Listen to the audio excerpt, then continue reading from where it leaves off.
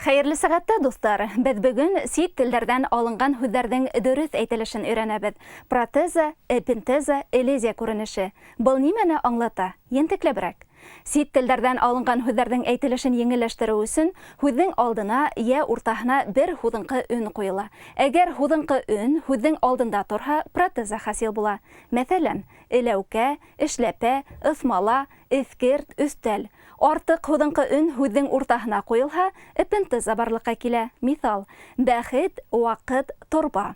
Элезия ике һүз эсендә генә була. Тәүге һүз һүзеңкы өнгә бетеп, уның эргәһендәге һүз һүзеңкы өн менән башланһа, һүзеңкы өндәрнең береһе кысрыклап сыгарыла.